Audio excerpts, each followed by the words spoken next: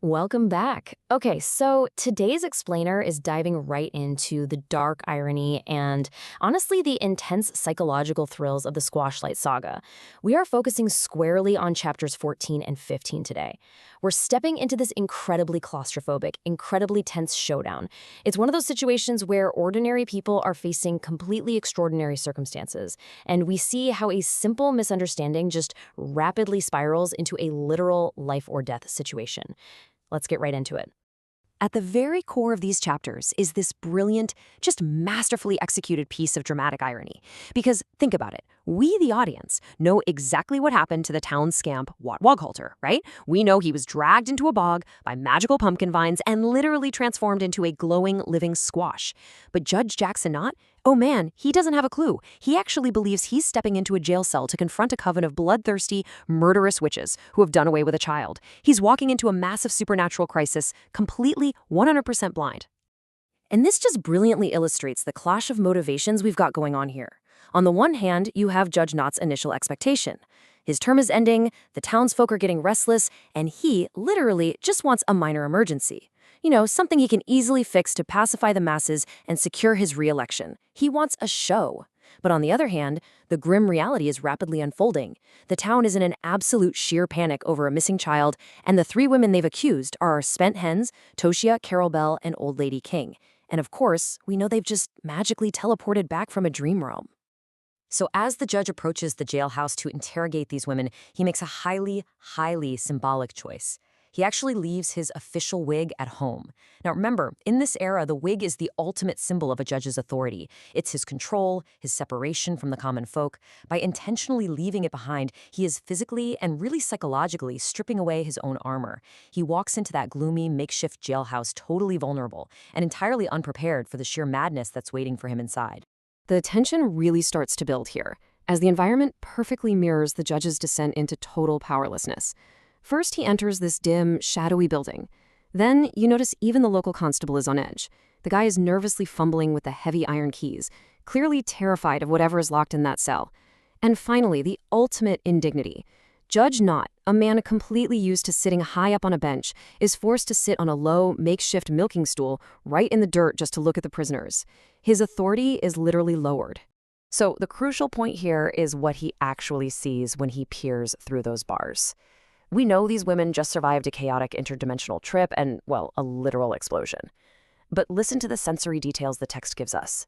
Knotted hair, tattered dresses, grime packed under their nails, and soot-blackened teeth. To Judge Knott, they've completely transformed. They've gone from respectable schoolmarms and herbalists into these terrifying, feral figures.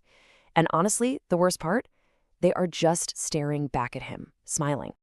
Now, to wake the women, the constable rakes his wooden club across the heavy iron bars. The text specifically describes it as a uniquely disturbing clatter.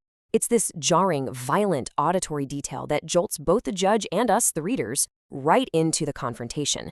It's a clear signal that, hey, all normal conversation is officially over. We are now in a very dark, very unpredictable space. And then, the psychological horror truly begins. From down on the filthy floor, Toshia kicks off this coordinated, super creepy nursery rhyme. He has spoken to someone who knows of witches, she coos. This sing-song delivery completely disarms the judge. I mean, he's expecting a legal defense, right? But instead, he's met with a unified chant that just completely mocks his authority right out of the gate. Then Old Lady King chimes in, escalating the taunt. She sings, "He hopes he can keep from peeing his britches." It's wild. The women have completely lost all normal human decorum.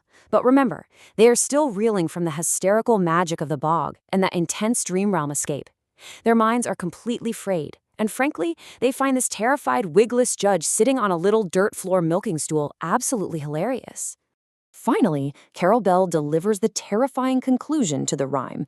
When he discovers our deeds, we shall hang and be thrown in the ditches.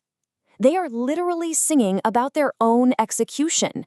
And this right here completely seals the dramatic irony of the entire scene.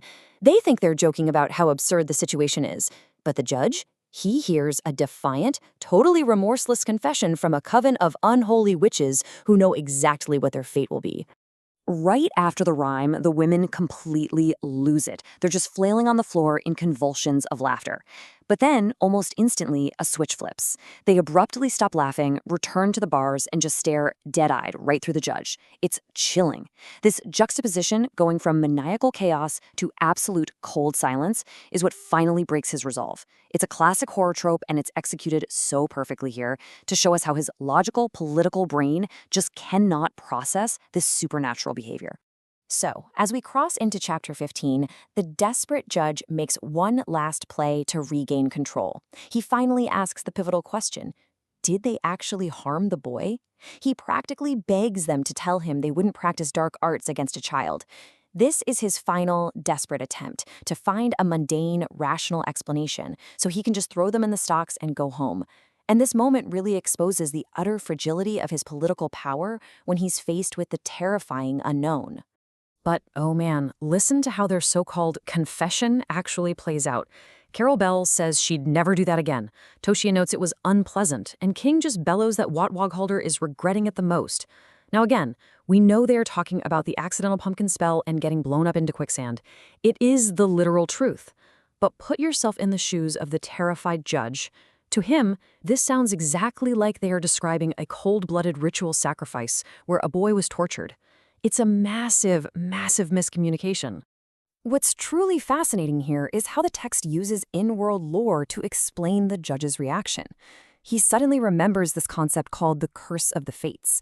Basically, it dictates that extreme interactions with the underworld fragment a coven's personalities.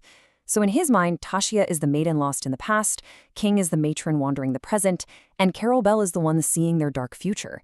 Because their erratic behavior lines up perfectly with this dark lore, Judge Nott becomes absolutely, unequivocally convinced they are totally beyond saving. So his mindset just completely shifts. Think about it. He walks in as a skeptic, right? Just looking for a quick political stunt. But the sensory overload, the grime, the nursery rhyme, the dead-eyed stares, and that accidental confession, it has completely eclipsed his opportunism. His logic has completely failed him. He is now totally consumed by an absolute, paralyzing terror of the supernatural. And because of all that, the climax of the scene in the cell is not some grand legal speech or a dramatic ruling. It's just defeat. Judge Nott simply stands up from his milking stool in bleak resignation. He abandons the interrogation entirely. He realizes in that moment that the situation has far surpassed the bounds of human justice. He just helplessly yields to the chaotic momentum that has totally taken over the town. Then, as the judge is walking away in defeat, the constable drops an absolute bombshell on him. He says, "Better get up early, Your Honor. They intend to hang him at dawn." Wow! This quote brilliantly introduces a ticking clock element to our thriller. The judge isn't the one passing the sentence anymore. The town has already decided, and this runaway train of mob justice, it absolutely cannot be stopped. Because you have to realize, this isn't some slow, deliberative legal process. The escalation is unbelievably aggressive and immediate. Think about this timeline. The women are arrested in the afternoon, interrogated in the evening, and by nightfall, the gallows are literally being built. Execution is set for dawn. It perfectly illustrates the rapid, unstoppable, and honestly bloodthirsty escalation of the townsfolk. Fear has completely taken over this little hamlet. And the text leaves us with a truly chilling visual. As the judge walks home, he goes out of his way to pass through the town's square. And there, under the cover of darkness, he sees that the townsfolk have already half-constructed the gallows. It is the physical, wooden manifestation of the town's panic and bloodlust. It proves, without a shadow of a doubt, that the law no longer matters here. Only the sheer unbridled force of mob mentality does. Which brings us to the most pressing question of all. As Judge Nott walks alone into the dark, miserably muttering "curse of the fates" to himself, we really have to ask, who is truly in control of the town's destiny at this point? Is it the politicians, the magical beings of the bog, or is it just the blind, chaotic fear of the mob? The stage is set for dawn, and the stakes literally could not be higher. Thanks so much for exploring these thrilling chapters with me. What do you guys think will happen when the sun comes up? Keep that in mind as we wrap up today's explainer.